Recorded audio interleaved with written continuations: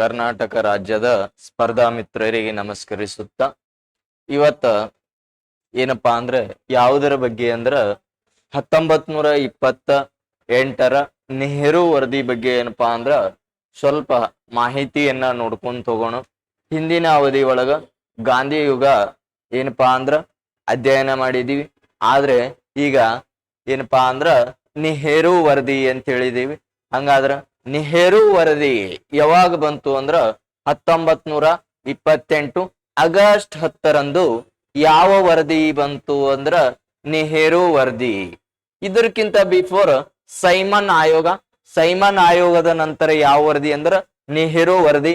ಯಾವ ತಿಂಗಳು ಅಂದ್ರ ಆಗಸ್ಟ್ 10 1928 ಆಗಸ್ಟ್ 10ರಂದು ಯಾವ ವರದಿ ಆಯಿತು ಅಂದ್ರ ನೆಹರು ವರದಿ ಅಂತ ಕರೀತಾರ. ಅದೇ ರೀತಿಯಾಗಿ ನೋಡಿ, ಭಾರತದಲ್ಲಿ ಬ್ರಿಟಿಷರ ಕಾರ್ಯದರ್ಶಿ ಯಾರಾಗಿದ್ರು ಅಂತ ಕೇಳ್ಬೋದು. ಏನ್ ಕೇಳ್ತಾರ್ರಿ? ಭಾರತದಲ್ಲಿ ಬ್ರಿಟಿಷರ ಕಾರ್ಯದರ್ಶಿ ಯಾರ್ರಿ?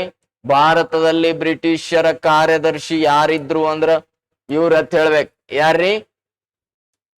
ಭಾರತದ ಬ್ರಿಟಿಷರ ಕಾರ್ಯದರ್ಶಿ ಬರ್ಕನ್ ಹೆಡ್. ಯಾರ್ರಿ? ಬರ್ಕನ್ ಹೆಡ್ ಅತಿ ಬರ್ತಾರ. ಇಲ್ಲದ ನೋಡ್ರಿ, ಭಾರತದ ಬ್ರಿಟಿಷರ ಗೃಹ ಕಾರ್ಯದರ್ಶಿ ಬರ್ಕನ್ ಹೆಡ್. ಇವ ಒಂದು ಸವಾಲು ಹಾಕ್ತಾನ್ರಿ. ನೋಡ್ರಿ, ಭಾರತೀಯರೇ, ನಿಮಗೆ ಸಾಮರ್ಥ್ಯವಿದ್ದರೆ ಸರ್ವ ಪಕ್ಷಗಳ ಒಪ್ಪಂದ ನಿಮ್ಮ ಸಂವಿಧಾನವನ್ನು ನೀವೇ ರಚನೆ ಮಾಡಿಕೊಳ್ಳಿ. ಏನಂತ ಹಾಕ್ತಾನ್ರಿ? ನೋಡ್ರಿ, ಏನಂತ ಹೇಳ್ತಾನ? ಭಾರತೀಯರೇ, ಏನ್ರಿ?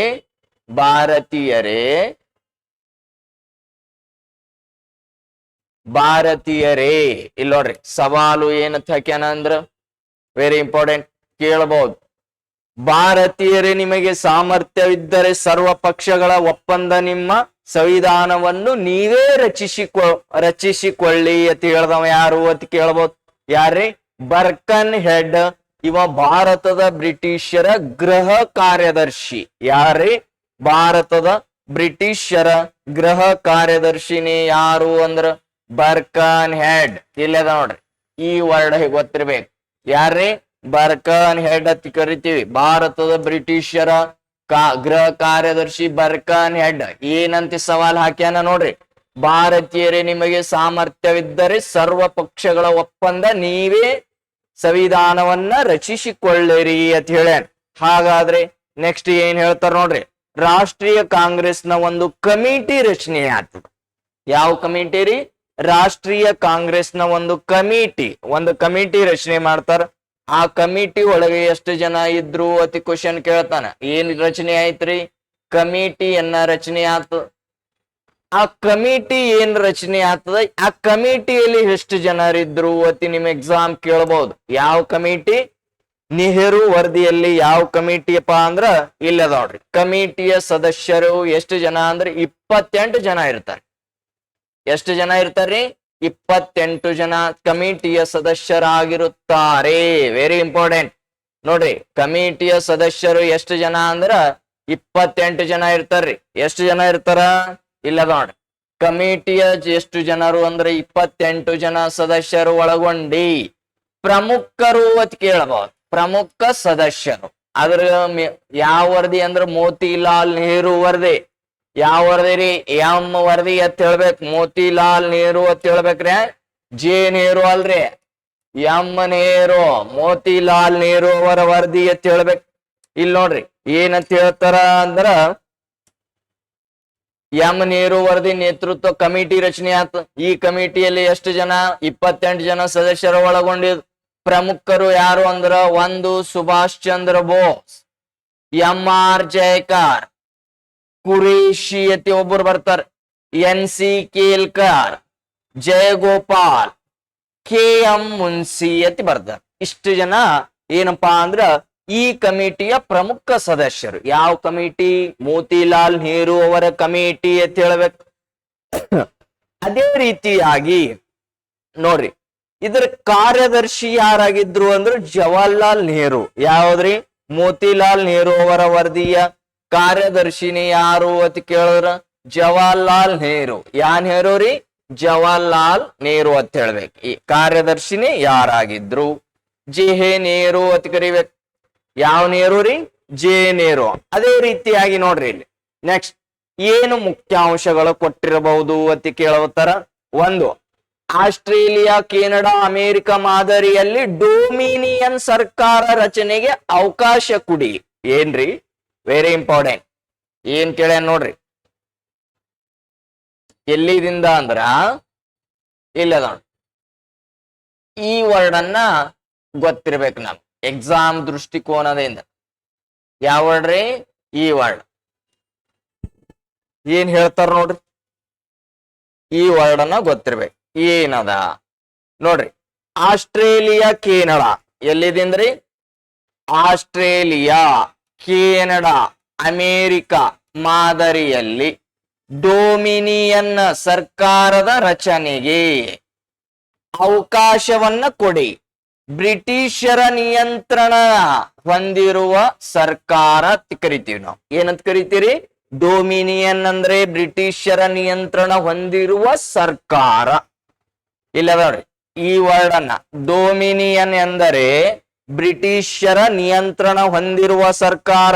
ಯಾವ ವರದಿ ಒಳಗ ಅಂದ್ರೆ ನೆಹರು ವರದಿ ಒಳಗ. ನೆಕ್ಸ್ಟ್ ನೋಡ್ರಿ ಮತ್ತೇನ್ ಹೇಳ್ತ, ಇದನ್ನು ಸುಭಾಷ್ ಚಂದ್ರ ಬೋಸ್ ಅವರು ವಿರೋಧಿಸಿದವರು. ನೋಡ್ರಿ ಇಲ್ಲಿ ಇದಕ್ಕೆ ವಿರೋಧವನ್ನ ವ್ಯಕ್ತಪಡಿಸಿದವರು ಯಾರು ಅಂತ ಕೇಳಿದ್ರ ಈ ವರ್ಡ್ ಹೇಳ್ಬೇಕು. ಇದಕ್ಕೆ ಅಪೋಸಿಟ್ ಅನ್ನ ವಿರೋಧ, ಇದಕ್ಕೆ ವಿರೋಧ ವ್ಯಕ್ತಪಡಿಸಿದವರು. ಇದಕ್ಕೆ ವಿರೋಧ ವ್ಯಕ್ತಪಡಿಸಿದವರು ಅವರೇ ಯಾರು ಅಂದ್ರ ಸುಭಾಷ್ ಚಂದ್ರ ಬೋಸ್. ಸುಭಾಷ್ ಚಂದ್ರ ಬೋಸ್ ಅತ್ ಕರಿತೀವಿ. ಯಾರ್ರಿ? ಸುಭಾಷ್ ಚಂದ್ರ ಬೋಸ್. ಡೊಮಿನಿಯನ್ ಸ್ಥಾನಮಾನಕ್ಕೆ ವಿರೋಧ ವ್ಯಕ್ತಪಡಿಸಿದವರು ಯಾರಂದ್ರು ಸುಭಾಷ್ ಚಂದ್ರ ಬೋಸ್.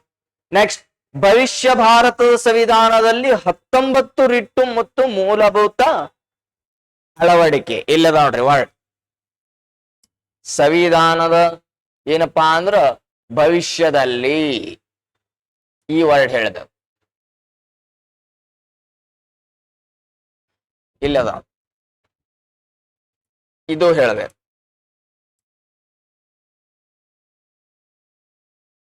ಇಲ್ಲ ನೋಡಿ, ಭವಿಷ್ಯ ಭಾರತ ಸಂವಿಧಾನದಲ್ಲಿ ಎಷ್ಟು ರೀತಿಯ ಮೂಲಭೂತ ಹಕ್ಕುಗಳು ಅಳವಡಿಕೆ ಅಂತ ಕೇಳ್ತಾನ. 19 ಅಂತ ಹೇಳತ್ತಾರ. ಎಷ್ಟತ್ತು ಹೇಳ್ತಾರ್ರಿ?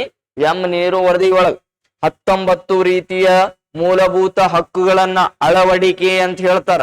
ಹಾಗಾದ್ರೆ ಇಲ್ಲಿ ನೋಡ್ರಿ, ಕೇಂದ್ರ ಮತ್ತು ಪ್ರಾಂತೀಯ ಮಟ್ಟದಲ್ಲಿ ದ್ವಿಸದನ ಮುಂದುವರಿಸಬೇಕು. ನೆಕ್ಸ್ಟ್, ಭಾಷಾವಾರು ರಾಜ್ಯಗಳ ಪುನರ್ವಿಂಗಡಣೆ ಮಾಡುವುದು. ಹಂಗಾದ್ರೆ ಭಾಷಾವಾರುಗಳ ಪುನರ್ವಿಂಗಡಣೆ ಮಾಡ್ಬೇಕಾದ್ರೆ ಇಲ್ಲಿ ನೋಡ್ರಿ ಏನ್ ಹೇಳ್ತಾರ, ಒಳ್ಳ ಭಾಷಾವಾರುಗಳ ಮೇಲೆ ರಚನೆ ಮಾಡ್ರಿ ಅಂತ ಹೇಳ್ತಾರ. ಕರ್ನಾಟಕ, ಕೇರಳ, ಆಂಧ್ರ ಪ್ರದೇಶ್, ಮಹಾರಾಷ್ಟ್ರ ರಾಜ್ಯಗಳಲ್ಲಿ ಮನವಿ. ಹಂಗಾದ್ರ ಹೈಕೋರ್ಟ್ಗಳ ಸ್ಥಾಪನೆ ಅಂತ ಹೇಳ್ತಾರ. ಯಾವ ಕೋರ್ಟ್ ರೀ? ಹೈಕೋರ್ಟ್ಗಳ ಸ್ಥಾಪನೆ. ಹಂಗಾದ್ರೆ ನೆಕ್ಸ್ಟ್, ಧರ್ಮ ನಿರಪೇಕ್ಷ ಜಾತ್ಯತೀತ ರಾಜ್ಯಗಳ ಸ್ಥಾಪನೆ ಮಾಡ್ಬೇಕು. ಮತೀಯ ಮೀಸಲಾತಿಯನ್ನ ರದ್ದು ಮಾಡುವುದು. ಸೇನೆಯನ್ನು ಭಾರತೀಯರ ನಿಯಂತ್ರಣ ಒಳಪಡಿಸುವುದು. ಏನ್ ಮಾಡ್ಬೇಕ್ರಿ? ಸೇನೆಯನ್ನ ಭಾರತೀಯರನ್ನು ನಿಯಂತ್ರಣ ಒಳಪಡಿಸ್ಬೇಕು ಅಂತ ಹೇಳ್ತದ. ಹಂಗಾದ್ರ ಮತ್ ನೆಕ್ಸ್ಟ್ ಏನ್ ಹೇಳ್ಬಹುದು ನೋಡ್ರಿ, ರಾಷ್ಟ್ರೀಯ ಏನಂತ ಹೇಳ್ತಾರಿ? ರಾಷ್ಟ್ರೀಯ ಕಾಂಗ್ರೆಸ್ ಒಪ್ಪಿಗೆ ಸೂಚಿಸಿತ್ತು, ಆದ್ರೆ ಅಂಗೀಕಾರ ಆಯ್ತು. ಏನಾಗ್ತದ್ರಿ? ರಾಷ್ಟ್ರೀಯ ಕಾಂಗ್ರೆಸ್ ಒಪ್ಪಿಗೆ ಸೂಚಿಸಿ ಅಂಗೀಕಾರ. ಹಂಗಾದ್ರೆ ಇಲ್ಲಿ ನೋಡ್ರಿ, ಮುಸ್ಲಿಂ ಲೀಗ್. ಯಾವ ಲೀಗ್ ರೀ? Muslim league. ಮುಖಂಡರು ಯಾರು ಅಂದ್ರ ಮೊಹಮ್ಮದ್ ಅಲಿ ಜಿನ್ನಾ. ಯಾರೀ? ಮುಸ್ಲಿಂ ಲೀಗದ ಮುಖಂಡರು ಮೊಹಮ್ಮದ್ ಅಲಿ ಜಿನ್ನಾ. ಇವರು ಪ್ರಾರಂಭದಲ್ಲಿ 3 ಬೇಡಿಕೆಗಳನ್ನು ಇಟ್ಟರು. ಎಷ್ಟು ಬೇಡಿಕೆ? ಮೊಹಮ್ಮದ್ ಅಲಿ ಜಿನ್ನಾ ಅವರು ಎಷ್ಟು ಬೇಡಿಕೆ ಇಟ್ಟರು ಅಂದ್ರ 3. ಆದರೆ ಜಯಕರ್ ತಿರಸ್ಕರಿಸಿದವರು. ಯಾರ್ರಿ? MR ಜಯಕರ್ ಅವರು ಮೊಹಮ್ಮದ್ ಅಲಿ ಜಿನ್ನಾ ಅವರ ಬೇಡಿಕೆಗಳಿಗೆ ಏನಪ್ಪಾ ಅಂದ್ರೆ ವಿರೋಧ ವ್ಯಕ್ತಪಡಿಸ. ಕಾರಣ ಏನು ಅಂದ್ರೆ 14 ಬೇಡಿಕೆಗಳನ್ನು ಇಟ್ರು. ಎಷ್ಟ್ರಿ? ಜಿನ್ನಾ ಎಷ್ಟು ಬೇಡಿಕೆಗಳನ್ನು ಇಟ್ರು ಅಂದ್ರೆ 11 ಬೇಡಿಕೆಗಳನ್ನು ಇಡ್ತಾರೆ. ಇಲ್ಲಿ ಅವಾಡ್ರಿ ಅವು ಯಾವ್ಯಾವ ಬೇಡಿಕೆ ಅನ್ನೋದು ವೆರಿ ಇಂಪಾರ್ಟೆಂಟ್ ಆಗಿ ನೋಡ್ರಿ. ಸುಮ್ಮನೆ ಎಕ್ಸಾಮ್ ದೃಷ್ಟಿಕೋನದಿಂದ ಜಿನ್ನಾ ಅವರ 14 ಬೇಡಿಕೆಗಳು ಏನೇನಿಟ್ರ? ಒಂದು ನೋಡ್ರಿ ಏನಿಡ್ತಾರ, ನಿಮ್ಮ ಸಂವಿಧಾನದಲ್ಲಿ 1/3 ಮೀಸಲಾತಿಯನ್ನು ಭಾರತೀಯ ಮುಸಲ್ಮಾನರಿಗೆ ನೀಡುವುದು. ಭಾರತದಲ್ಲಿ ಮುಸ್ಲಿಮರಿಗೆ ಎಷ್ಟು ಅಂದ್ರ 1/3. ಎಷ್ಟ್ರಿ? 1/3 ಏನಪ್ಪಾ ಅಂದ್ರ ಮೀಸಲಾತಿಯನ್ನ ನೀಡ್ಬೇಕಂತ ಹೇಳ್ತಾರೆ. ನೆಕ್ಸ್ಟ್ ಎರಡನೇ, ಕಾನೂನು ಮಾಡುವ ಸಮಯದಲ್ಲಿ ಮುಸಲ್ಮಾನರಿಗೆ ವೀಟೋ ಅಧಿಕಾರ ನೀಡಬೇಕು. ಏನ್ರಿ? ವೀಟೋ ಅಧಿಕಾರವನ್ನ ನೀಡಬೇಕು. ಸಿಂಧ್ ಮತ್ತು ಬಲೂಚಿಸ್ತಾನ್ ಪಂಜಾಬ್ಗಳಲ್ಲಿ ಭಾರತೀಯ ಮುಸಲ್ಮಾನರಿಗೆ ಏನಪ್ಪಾ ಅಂದ್ರ ಕಾನೂನನ್ನ ಮಾಡುವುದು. ಏನ್ ಮಾಡಿ? ಪರಿವರ್ತನಿಸಿ ಕಾನೂನು ಮಾಡುವುದು. ನೆಕ್ಸ್ಟ್ ಮತ್ತೇನ್ ಹೇಳ್ತಾರ? ಮತೀಯ ಮೀಸಲಾತಿಯನ್ನು ಪ್ರತಿಯೊಂದು ಪ್ರಾಂತ್ಯದಲ್ಲಿ ನೀಡುವುದು. ಪ್ರತಿಯೊಂದು ಪ್ರಾಂತ್ಯಕ್ಕೆ ಮತೀಯ ಮೀಸಲಾತಿಯನ್ನ ಬೇಕು. ಜಂಟಿ ಮೀಸಲಾತಿಯ ಕೇಂದ್ರದಲ್ಲಿ ಬೇಡಿಕೆ ಇಟ್ಟರು, ಅದನ್ನು ಖಂಡಿಸಿರುವುದು. ಮುಸಲ್ಮಾನರ ಸಂಸ್ಕೃತಿಯನ್ನು ರಕ್ಷಣೆಯನ್ನು ಮಾಡಬೇಕು ಅಂತ ಹೇಳ್ತದ. ಮುಸಲ್ಮಾನರ ಸಂಸ್ಕೃತಿಯನ್ನು ರಕ್ಷಣೆಯನ್ನು ಮಾಡಬೇಕು. ಕಾನೂನು ಮಾಡುವ ಸಮಯದಲ್ಲಿ ಪ್ರತಿಯೊಂದು ಮುಸಲ್ಮಾನರ ಜನ ಅಭಿಪ್ರಾಯವನ್ನ ಪಡಿಬೇಕಂತ ಹೇಳ್ತಾರೆ. ಮುಸ್ಲಿಮರಿಂದ ಏನಪ್ಪಾ ಅಂದ್ರೆ ಜನಾಭಿಪ್ರಾಯ ಪಡಿಬೇಕು ಯಾವುದೇ ಕಾನೂನನ್ನ ಮಾಡ್ಬೇಕಾದ್ರ.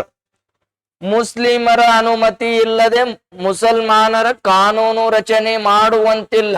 ಅವ್ರಿಗೆ ಕಾನೂನಿಗೆ ಏನಪ್ಪಾ ಅಂದ್ರೆ ಯಾವುದೇ ಕಾಯ್ದೆ ಮಾಡ್ಬೇಕಾದ್ರೆ ಅವ್ರು ಒಪ್ಪಿಗೆ ತಗೊಂಡೇ ಮಾಡ್ಬೇಕು. ಒಪ್ಪಿಗೆ ತಗೊಂಡ್ ಮಾಡ್ಲಿಲ್ಲ ಅಂದ್ರೆ ಅದು ಕಾಯ್ದೆ ಅಲ್ಲ ಅಂತ ಹೇಳ್ತಾರ. ನೆಕ್ಸ್ಟ್ ನೋಡ್ರಿ ಮತ್ತೇನ್ ಹೇಳ್ತಾರ?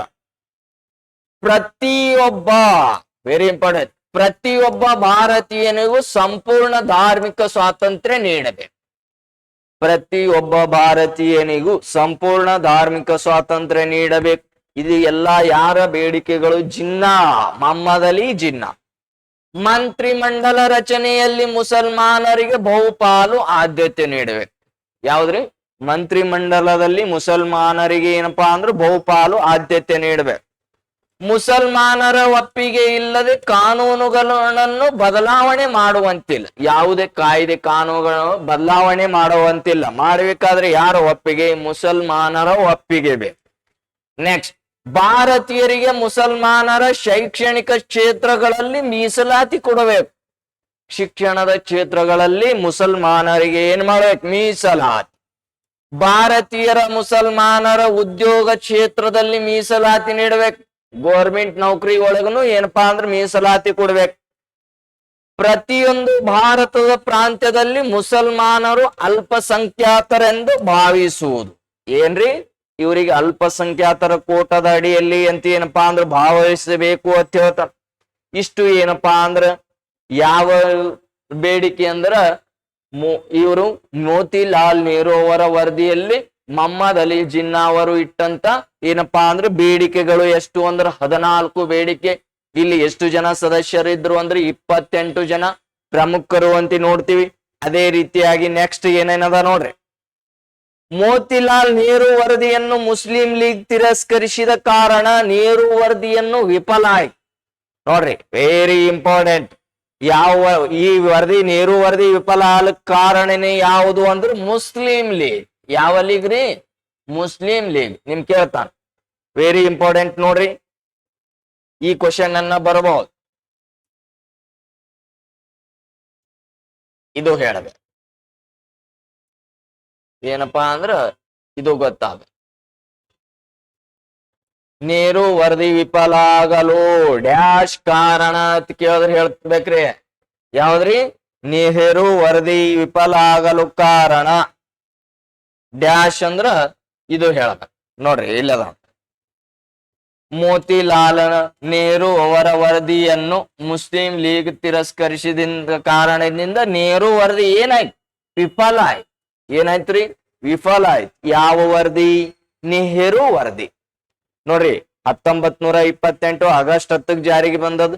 ಹಂಗಾದ್ರೆ ಮೋತಿಲಾಲ್ ನೆಹರು ಅವರು ಭಾರತದಲ್ಲಿ ಬ್ರಿಟಿಷರ ಗೃಹ ಕಾರ್ಯದರ್ಶಿ ಬರ್ಕನ್ ಹೆಡ್ ಇವ ಒಂದು ಸವಾಲ್ ಆಗ್ತಾನೆ. ಭಾರತೀಯರೇ, ನಿಮಗೆ ಸಾಮರ್ಥ್ಯವಿದ್ದರೆ ಸರ್ವ ಪಕ್ಷಗಳ ಒಪ್ಪಂದ ನಿಮ್ಮ ಸಂವಿಧಾನವನ್ನ ನೀವೇ ರಚನೆ ಮಾಡಿಕೊಳ್ರಿ ಅಂತ ಹೇಳ್ತಾನೆ. ಅವಾಗ ಒಂದು ಏನಪ್ಪಾ ಅಂದ್ರೆ ಕಮಿಟಿ ರಚನೆ ಮಾಡ್ತಾರ. ಆ ಕಮಿಟಿಯಲ್ಲಿ ಮೋತಿಲಾಲ್ ನೆಹರು ಅವರ ನೇತೃತ್ವದಲ್ಲಿ ಕಮಿಟಿ ರಚನೆ ಆಗ್ತದ. ಎಷ್ಟು ಜನ? 28 ಜನ ಸದಸ್ಯರು ಇರ್ತಾರ. ಅದರಲ್ಲಿ ಪ್ರಮುಖರು Subhash Chandra Bose, MR Jayakar, Qureshi, NC Kelkar, ಜಯಗೋಪಾಲ Munshi, KM Munshi ಅಂತ ಬರ್ತಾರ. ಇವರೆಲ್ಲ ಏನಪ್ಪಾ ಅಂದ್ರ ಇಲ್ಲಿ ಬರ್ತಾರ. ಹಂಗಾದ್ರೆ ಮೋತಿಲಾಲ್ ನೆಹರು ಅವರ ಕಾರ್ಯದರ್ಶಿನಿ ಜವಾಹರ್ಲಾಲ್ ನೆಹರು ಅಂತ ಹೇಳ್ಬೇಕು. ಹಂಗಾದ್ರ ಆಸ್ಟ್ರೇಲಿಯಾ, ಕೆನಡಾ, ಅಮೆರಿಕ ಮಾದರಿಯಲ್ಲಿ ಡೊಮಿನಿಯನ್ ಸರ್ಕಾರ ರಚನೆಗೆ ಅವಕಾಶ ಕೊಡ್ಬೇಕಂತ ಹೇಳ್ತದ. ಬ್ರಿಟಿಷರ ನಿಯಂತ್ರಣದಲ್ಲಿ ಸರ್ಕಾರ ರಚನೆ ಮಾಡ್ಕೋಬೇಕಂತ ಹೇಳ್ತದ. ಡೊಮಿನಿಯನ್ ಅಂದ್ರೆ ಬ್ರಿಟಿಷರ ಏನಪ್ಪಾ ಅಂದ್ರ ನಿಯಂತ್ರಣದಲ್ಲಿ ಸರ್ಕಾರ ರಚನೆ ಆಗ್ಬೇಕು. ಇದಕ್ಕೆ ವಿರೋಧ ವ್ಯಕ್ತಪಡಿಸಿದ ವ್ಯಕ್ತಿ ಅಂತ ಕೇಳಬಹುದು. Very important. ಯಾರು? ಸುಭಾಷ್ ಚಂದ್ರ ಬೋಸ್. ಯಾರಿ? ಸುಭಾಷ್ ಚಂದ್ರ ಬೋಸ್ ಅಂತ ಕರಿತೀವಿ. ಹಂಗಾದ್ರ ಇಲ್ಲಿ ನೋಡ್ರಿ, ಭವಿಷ್ಯದ ಭಾರತ ಸಂವಿಧಾನದಲ್ಲಿ ಎಷ್ಟು ರೀತಿಯ ಮೂಲಭೂತ ಹಕ್ಕುಗಳನ್ನ ಅಳವಡಿಕೆ ಆಗಿವು ಅಂದ್ರ 19. ಎಷ್ಟ್ರಿ? 19. ಯಾವ ವರದಿಯಲ್ಲಿ? ನೆಹರು ವರದಿಯಲ್ಲಿ. ಹಂಗಾದ್ರೆ ಮೋತಿಲಾಲ್ ನೆಹರು ವರದಿಯ ಮುಸ್ಲಿಂ ಲೀಗ್ ತಿರಸ್ಕರಿಸಿದ್ರಿಂದ ಏನಪ್ಪಾ ಅಂದ್ರ ನೆಹರು ವರದಿ ವಿಫಲ ಆಯ್ತು ಅಂತ ನೋಡ್ತಿ. ಇಲ್ಲೇ ಸ್ವಲ್ಪ ಏನಪ್ಪಾ ಅಂದ್ರ ಮುಸ್ಲಿಂ ಲೀಗ್ ಅನ್ನ ಏನಪ್ಪಾ ಅಂದ್ರ ನೋಡೋಣ. ಯಾವ ಲೀಗ್ ನೋಡೋಣ್ರಿ? ಮುಸ್ಲಿಂ ಲೀಗ್ ಅಂತ ನೋಡ್ತೀವಿ. ಎಲ್ಲೋ 1906 ಡಿಸೆಂಬರ್ 31ರಂದು ಮುಸ್ಲಿಂ ಲೀಗ್ ಸ್ಥಾಪನೆ. ಮುಸ್ಲಿಂ ಲೀಗ್ ಸ್ಥಾಪನೆ ಇಲ್ಲಿ ನೋಡ್ರಿ, ಯಾರು ಸ್ಥಾಪನೆ ಮಾಡಿದ್ರು? ಸಲೀಂ ಉಲ್ಲಾ. ಸಲೀಂ ಉಲ್ಲಾ ಖಾನ. ಇನ್ನೊಬ್ಬರು ಯಾರು? ಸಲೀಮುಲ್ಲಾ ಖಾನ್, ಆಗಾ ಖಾನ್. ಆಗಾ ಖಾನ್ ಇವ್ರ ನೇತೃತ್ವದಲ್ಲಿ ಯಾವುದು ಅಂದ್ರ ಮುಸ್ಲಿಂ ಲೀಗ್ ಸ್ಥಾಪನೆ.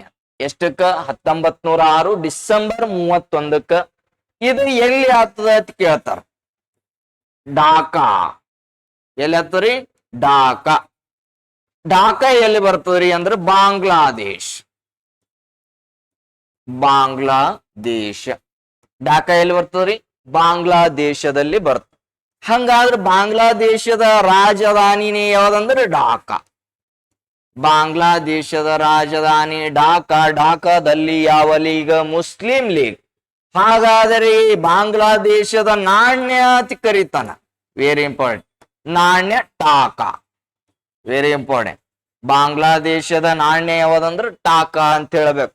ಯಾರು ಸ್ಥಾಪಕರು ಅಂದ್ರ ಸಲೀಮುಲ್ಲಾ ಖಾನ್ ಮತ್ತು ಆಗಾ ಖಾನ್. ಯಾವ ಲೀಗ್? Muslim league. ಢಾಕಾದಲ್ಲಿ ಅಂದ್ರ ಬಾಂಗ್ಲಾದೇಶದ ರಾಜಧಾನಿನೇ ಢಾಕಾ, ಅದರ ನಾಣ್ಯನೇ ಟಾಕಾ.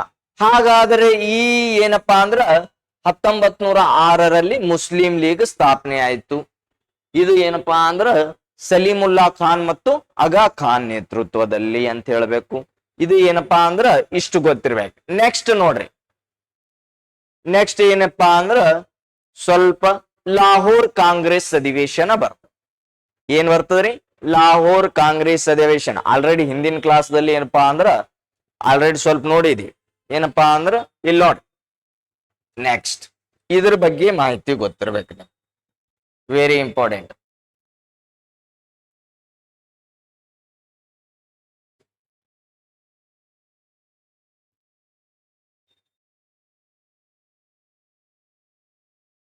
ವೆರಿ ಇಂಪಾರ್ಟೆಂಟ್ ರೀ.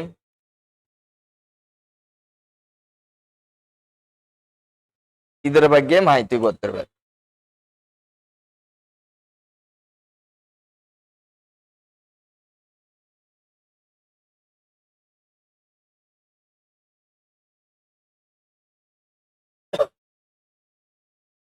ನೋಡಿ, ಯಾವುದು? ಮೋತಿಲಾಲ್ ನೆಹರು ವರದಿ ಅಂತ. ಯಾವ ವರದಿ ಅಂತ ಹೇಳ್ತೀವ್ರಿ? ಮೋತಿಲಾಲ್ ನೆಹರು ವರದಿ. ಆದ ಬಳಿಕ 1929 ಡಿಸೆಂಬರ್ ಏನಪ್ಪಾ ಅಂದ್ರ ಡಿಸೆಂಬರ್ ತಿಂಗಳಿನಲ್ಲಿ ನಡೀತು. ಪರ್ಟಿಕ್ಯುಲರ್ ಆಗಿ ಏನಪ್ಪಾ ಅಂದ್ರೆ ಡೇಟ್ ಅನ್ನ ಇಲ್ಲ. 1929 ಡಿಸೆಂಬರ್ ಏನಪ್ಪಾ ಅಂದ್ರೆ ತಿಂಗಳು ಅಂತ ಕರಿತೀವಿ. ಹಂಗಾದ್ರ ಡಿಸೆಂಬರ್ 31 ಅತಿ ತಿಳ್ಕೊಳ್ಳೋಣ. ಹಾಗಾದ್ರ ಇಲ್ಲಿ ಎಲ್ಲಿ ನಡೀತದ್ರಿ ಅಂದ್ರ ಲಾಹೋರ್. ಎಲ್ಲಿ ನಡೀತದ್ರಿ? ಲಾಹೋರ್. ಈ ಲಾಹೋರ್ ಯಾವ ನದಿ ಅಂದ್ರ ರಾವಿ ನದಿ. ಯಾವ ನದಿ ರೀ? ರಾವಿ ನದಿ. ರಾವಿ ನದಿಯ ಉಪನದಿ ಯಾವ್ದಂದ್ರ ಸಿಂಧು ನದಿಯ ಉಪನದಿ ಆಗಿದೆ. ಯಾವುದು? ರಾವಿ. ಹಾಗಾದ್ರೆ ಅಧ್ಯಕ್ಷರು ನೆಹರು, ಜವಾಹರ್ಲಾಲ್ ನೆಹರು ಅಂತ ಕರಿತಿ. ಇವರು ಯಾವ ದಡದ ಮೇಲೆ? ರಾವಿ ನದಿಯ ದಡದ ಮೇಲೆ ತ್ರಿವರ್ಣ ಧ್ವಜ, ತ್ರಿವರ್ಣ ಧ್ವಜ ಹಾರಿಸಿ ಪೂರ್ಣ ಸ್ವರಾಜ್ಯದ ದಿನವನ್ನಾಗಿ, ಪೂರ್ಣ ಸ್ವರಾಜ್ಯದ ದಿನವನ್ನಾಗಿ ಆಚರಿಸಲಾಗುವುದು, ಆಚರಿಸಲಾಗುವುದು, ಆಚರಿಸಲಾಗುವುದು ಎಂದು ಕರೆ ನೀಡಿದ. ಪೂರ್ಣ ಸ್ವರಾಜ್ಯದ ದಿನವನ್ನಾಗಿ ಆಚರಿಸಲಾಗುವುದು ಎಂದು ಕರೆ ನೀಡಿದವರು, ಕರೆ ನೀಡಿದವರು ನೆಹರು. ಯಾ ನೆಹರು ರೀ? ನೆಹರು ಅಂತ ಕರಿತೀವಿ.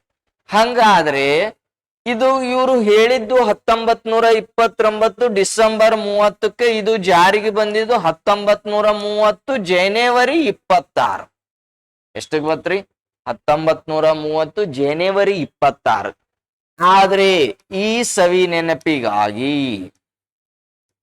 ಸವಿ ನೆನಪಿಗಾಗಿ ಭಾರತ ದೇಶದ ಸಂವಿಧಾನ,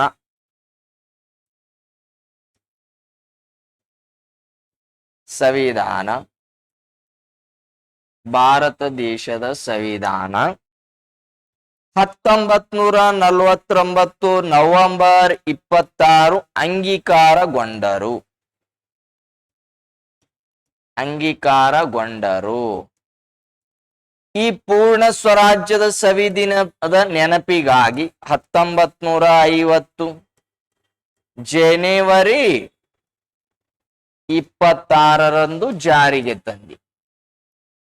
ಇದು ಯಾರ ಕುತಂತ್ರದಿಂದ ಕೇಳಿದ್ರೆ ನೆಹರು ಅವರ ಕುತಂತ್ರ. ಯಾರದ್ರಿ? ನೆಹರು ಅವರ ಕುತಂತ್ರದಿಂದ ಏನಪ್ಪಾ ಅಂದ್ರೆ ಇದು 1929 ಡಿಸೆಂಬರ್ 30 ಲಾಹೋರ್ ಯಾವ ನದಿ? ರಾವಿ ನದಿ. ಅಧ್ಯಕ್ಷರು ಜವಾಹರ್ಲಾಲ್ ನೆಹರು. ತ್ರಿವರ್ಣ ಧ್ವಜ ಹಾರಿಸ್ತಾರ. ಪೂರ್ಣ ಸ್ವರಾಜ್ಯ ದಿನವನ್ನಾಗಿ ಆಚರಿಸಲಾಗುವುದು ಅಂತ ಹೇಳ್ತಾರ. ಹಂಗಾದ್ರೆ ಕರೆ ಕೊಟ್ಟಿದ್ದು ಯಾವಾಗಂದ್ರೆ 29 ಡಿಸೆಂಬರ್ 31ಕ್ಕ, ಜಾರಿಗೆ ಬಂದಿದ್ದು 1930 ಜನವರಿ 26ಕ್ಕ. ಇದು ಯಾಕೆ ಲೇಟ್ ಆಯ್ತು ಅಂದ್ರೆ ಮಾಧ್ಯಮಗಳ ಕೊರತೆ, ಮೀಡಿಯಾ, ಮಾಧ್ಯಮಗಳ ಕೊರತೆ. ಇಲ್ಲಿ ಎಷ್ಟು ಜನ ಭಾಗಿಯಾಗಿದ್ರು ಅತಿ ಕ್ವಶನ್ ಕೇಳಿದ್ರೆ 72 ಜನ ಭಾಗಿಯಾಗಿದ್ರು. ಎಷ್ಟು ಜನ ಭಾಗಿಯಾಗಿದ್ರಿ? 72 ಜನ ಈ ಅಧಿವೇಶನದಲ್ಲಿ ಭಾಗಿಯಾಗಿದ್ರು. ಅದೇ ರೀತಿಯಾಗಿ ನೆಕ್ಸ್ಟ್ ಬರ್ತಕ್ಕಂಥದ್ದು ಯಾವ್ದಂದ್ರೆ ಬಾರ್ಡೋಲಿ ಸತ್ಯಾಗ್ರಹ. ಯಾವ ಸತ್ಯಾಗ್ರಹ ರೀ? ಬಾರ್ಡೋಲಿ ಸತ್ಯಾಗ್ರಹ ಅಂತ ನೋಡ್ತೀವಿ. ಯಾವ ಸತ್ಯಾಗ್ರಹ ಅಂತ ನೋಡ್ತೀವ್ರಿ? ಬಾರ್ಡೋಲಿ. ಎಲ್ಲದ ಈ ಬಾರ್ಡೋಲಿ ಸತ್ಯಾಗ್ರಹ ವೆರಿ ಇಂಪಾರ್ಟೆಂಟ್. ಇದು ಬಾರ್ಡೋಲಿ ಸತ್ಯಾಗ್ರಹ ಅಂತ ಕರೀತೀವಿ. ಇದು ಎಕ್ಸಾಮ್ ದೃಷ್ಟಿಕೋನದಿಂದ ಏನಪ್ಪಾ ಅಂದ್ರೆ ಅತಿ ಹೆಚ್ಚು ಬಾರಿ ಕ್ವಶನ್ ಕೇಳಿರ್ತಕ್ಕಂಥದ್ದು ಯಾವ್ದಂದ್ರೆ ಬಾರ್ಡೋಲಿ ಸತ್ಯಾಗ್ರಹ. ಇಲ್ಲ, ಬಾರ್ಡೋಲಿ ಸತ್ಯಾಗ್ರಹ ಎಷ್ಟರಲ್ಲಿ ಅಂದ್ರೆ 1928. ಕಾರಣ, ಗುಜರಾತ್ ರಾಜ್ಯದ ರೈತರ ಮೇಲೆ 50% ತೆರಿಗೆ ವಿಧಿಸಿದರು. ವೆರಿ ಇಂಪಾರ್ಟೆಂಟ್ ಪಾಯಿಂಟ್ಸ್ ನೋಡ್ರಿ.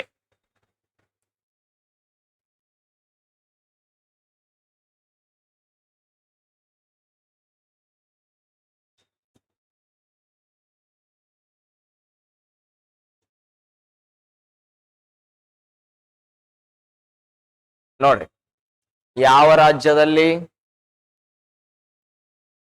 ಗುಜರಾತ್ ರಾಜ್ಯದಲ್ಲಿ ರೈತರ ಮೇಲೆ ಎಷ್ಟು ಅಂದ್ರೆ 50%, 50% ತೆರಿಗೆಯನ್ನು ವಿಧಿಸಿದ್ರು.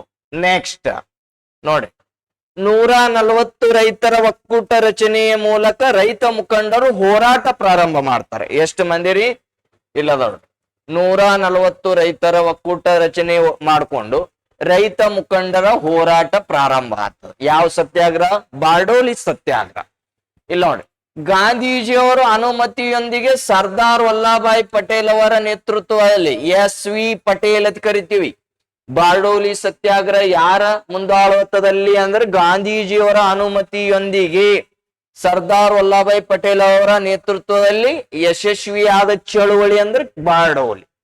ಈ ಸತ್ಯಾಗ್ರಹದಲ್ಲಿ ಭಾಗವಹಿಸಿದ ಏನಪ್ಪಾ ಅಂದ್ರ ಯಾರು ಅಂದ್ರೆ ಸರ್ದಾರ್ ವಲ್ಲಭಾಯ್ ಪಟೇಲ್ ಅವರ ಮಗಳು ಯಾರಂದ್ರ ಮಣಿ ಬೇಗ. ಮಣಿ ಬೇನ್ ಯಾರಿ ಸರ್ದಾರ್ ವಲ್ಲಭಾಯ್ ಪಟೇಲ್ ಅವರ ಮಗಳು ಭಾಗವಹಿಸಿದ ಸತ್ಯಾಗ್ರಹ ಯಾವ್ದಂದ್ರ ಬಾರ್ಡೋಲಿ ಸತ್ಯಾಗ್ರಹ. ಅವರೇ ಯಾರಂದ್ರ ಮಣಿ ಬೇನ್. ಯಾರ ಅನುಮತಿಯೊಂದಿಗೆ ಅಂದ್ರೆ ಗಾಂಧೀಜಿಯವರ ಅನುಮತಿಯೊಂದಿಗೆ ಯಾರ ಮುಂದಾಳತು ಅಂದ್ರೆ ಸರ್ದಾರ್ ವಲ್ಲಭಾಯ್ ಪಟೇಲ್. ಜನತೆಯ ಪಟೇಲ್ ಎಂದು ಪಟೇಲರಿಗೆ ಸರ್ದಾರ್ ಎಂದು ಘೋಷಣೆ ಕೂಗಿದೆ. ಅಲ್ಲಿನ ಜನರು ಏನಂದ್ರ ಅಂದ್ರೆ ಪಟೇಲರಿಗೆ ಏನಪ್ಪಾ ಅಂದ್ರೆ ಸರ್ದಾರ್ ಎಂದು ಏನಪ್ಪಾ ಅಂದ್ರೆ ಘೋಷಣೆ ಕೂಗ್ತಾರೆ. ಸರ್ದಾರ್ ಎಂಬ ಏನಪ್ಪಾ ಅಂದ್ರ ಘೋಷಣೆ ಕೂಗಿದ್ದು ಮೊದಲು ಯಾರು? ಜನತೆ. ನಂತರ ಗಾಂಧೀಜಿಯವರು ಅಧಿಕೃತವಾಗಿ ಸರ್ದಾರ್ ಎಂದು ಕರೆದರು. ಹಂಗಾದ್ರೆ ಸರ್ದಾರ್ ವಲ್ಲಭಾಯ್ ಪಟೇಲ್ ಅವರಿಗೆ ಸರ್ದಾರ್ ಎಂಬ ಬಿರುದು ಯಾವ ಸತ್ಯಾಗ್ರಹ ಮೂಲಕ ಬಂತು ಅತಿ ಕ್ವಶನ್ ಕೇಳಿದ್ರು. ಬಾರ್ಡೋಲಿ ಸತ್ಯಾಗ್ರಹ 1928 ಕರೆದವ್ರು ಯಾರು? ಗಾಂಧೀಜಿ. ಯಾರತ್ ಹೇಳ್ಬೇಕ್ರಿ? ಗಾಂಧೀಜಿ ಅಂತ ಹೇಳ್ಬೇಕು. ಇದು ಯಾವ ಸತ್ಯಾಗ್ರಹ ಅಂತ? ಬಾರ್ಡೋಲಿ. ಯಾವ್ದ್ರಿ? ಬಾರ್ಡೋಲಿ ಸತ್ಯಾಗ್ರಹ ಅಂತ ಕರಿತೀವಿ. ಅದೇ ರೀತಿಯಾಗಿ ನೋಡ್ರಿ ಇದರ ನಾಯಕರು ಅಂತ ಕೇಳಿದ್ರೆ ಯಾರತ್ ಹೇಳ್ತೀರಿ? SV ಪಟೇಲ್. ಹಂಗಾದ್ರೆ SV ಪಟೇಲ್ ಅವರ ಮಗಳು ಮಣಿ ಬೇಗ್. ಮಗಳು ಮಣಿ ಬೇನ್. ಹಂಗಾದ್ರೆ ಇದು ಯಾರ ನೇತೃತ್ವದಲ್ಲಿ? SV ಪಟೇಲ್ ಅವರು. ಹಂಗಾದ್ರೆ ಇಲ್ಲಿ 1928ರಲ್ಲಿ ಬಾರ್ಡೋಲಿ ಸತ್ಯಾಗ್ರಹ ಮೂಲಕ ಸರ್ದಾರ್ ವಲ್ಲಭಾಯ್ ಪಟೇಲ್ ಅವರಿಗೆ ಯಾವ ಬಿರುದು ನೀಡಿದ್ರು ಅಂದ್ರೆ ಸರ್ದಾರ್. ಹಂಗಾದ್ರೆ ಸರ್ದಾರ್ ಬಿರುದು ನೀಡಿದವರು ಯಾರಂದ್ರೆ ಗಾಂಧೀಜಿ. ಯಾರೀ? ಗಾಂಧೀಜಿ ಅವರು ಸರ್ದಾರ್ ಎಂದು ಬಿರುದು ಬಾರ್ಡೋಲಿ ಸತ್ಯಾಗ್ರಹದ ಸಂದರ್ಭದಲ್ಲಿ ನೀಡಿದ್ರು. ನೆಕ್ಸ್ಟ್ ಏನು ಕ್ವಶನ್ ಅದ ನೋಡ್ರಿ. ನೆಕ್ಸ್ಟ್ ಏನ್ ಬರ್ತದಂದ್ರ ದಂಡಿ ಸವಿನಯ ಕಾನೂನು ಭಂಗ ಚಳವಳಿ ಅಂದ್ರು ಒಂದೇ. ಉಪ್ಪಿನ ಸತ್ಯಾಗ್ರಹ, ಕರನೀಕರಣಕ ಚಳವಳಿ. Very important. ಇಲ್ಲ ಇದರ ಮ್ಯಾಗ ಕ್ವಶನ್ ಕಂಪಲ್ಸರಿ ಬರ್ತಾವ.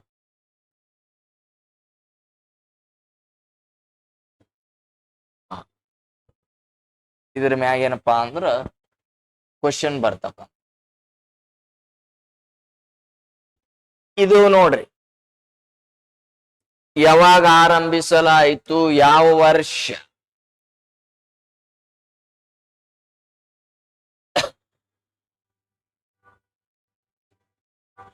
ಇದು ನೋಡ್ರಿ 1930 ಮಾರ್ಚ್ 12 ದಂಡಿ ಮಾರ್ಚ್ ಅಂತ ಕರೀತಾರೆ. ಇಲ್ಲಿ ಒಂದು ಕಾನ್ಸೆಪ್ಟ್ ಬರ್ರಿ. ಇದು ಯಾರ ನೇತೃತ್ವದಲ್ಲಿ ಅಂದ್ರ ಗಾಂಧೀಜಿಯವರ ನೇತೃತ್ವದಲ್ಲಿ. ಗಾಂಧೀಜಿಯವರ ನೇತೃತ್ವದಲ್ಲಿ. ಹಂಗಾದ್ರ ಸಬರ್ಮತಿ ಆಶ್ರಮದಿಂದ ದಂಡಿ ಆಶ್ರಮದಿಂದ ದಂಡಿ. ಇಲ್ಲಿ ನೋಡ್ರಿ ಎಷ್ಟು ಜನ ಬೆಂಬಲಿಗರು? 78 ಜನ ಬೆಂಬಲಿಗರು. ಗಾಂಧಿಯವರು ಒಳಗೊಂಡಂತೆ ಅಂದ್ರೆ +1 ಅಂದ್ =79. ಹಾಗಾದರೆ 78 ಜನ ಬೆಂಬಲಿಗರೊಂದಿಗೆ ಎಷ್ಟು ದೂರ ಅಂದ್ರೆ 240 ಮೈಲಿ ಅನ್ವೆ. ಎಷ್ಟು ದೂರ ರೀ? 240 ಮೈಲಿ. ಹಾಗಾದರೆ ಇಲ್ಲಿ ಏನಪ್ಪಾ ಅಂದ್ರ ಯಾವ ಗೀತೆ ಹಾಡಿದ್ರು ಅಂದ್ರ ರಘುಪತಿ ರಾಘವ ರಾಜಾರಾಮ್. ರಾಘವ ರಾಜ ರಾಜ ರಾಮ್. ಇದನ್ನು ಅಭಿವೃದ್ಧಿಪಡಿಸಿದವರು ಯಾರು ಅಂದ್ರೆ ವಿಷ್ಣು ದಿಗಂಬರ್ ಚಿಪ್ಳುಕರ್.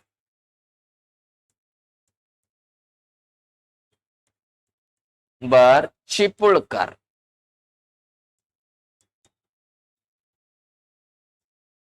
ಹಾಗಾದರೆ ಏನಪ್ಪಾ ಅಂದ್ರೆ ಇದರಲ್ಲಿ ಹಿರಿಯರು ಯಾರು ಅಂತ ಕೇಳ್ತಾನೆ.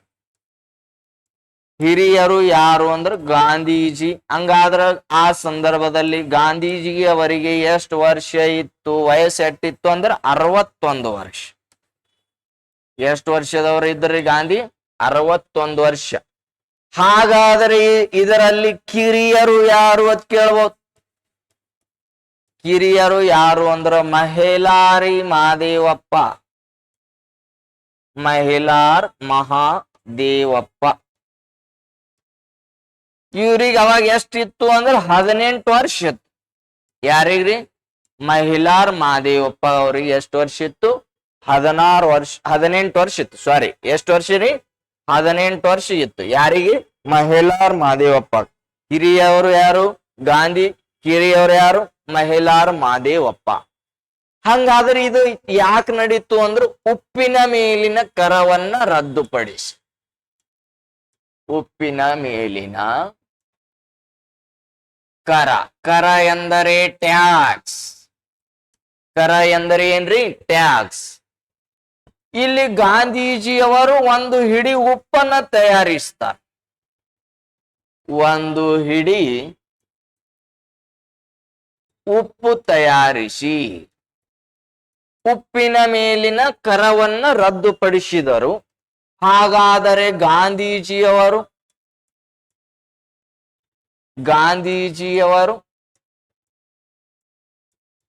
ತಯಾರಿಸಿದ ಉಪ್ಪು ಡ್ಯಾಶ್ ರೂಪಾಯಿಗೆ ಮಾರ 1600 ರೂಪಾಯಿ ಮಾರಾಟ ಆತು. ಎಷ್ಟು 100 ರೂಪಾಯಿ ರೀ? 1600 ರೂಪಾಯಿ ಮಾರಾಟ ಆತು ಒಂದು ಹಿಡಿ ಉಪ್ಪು.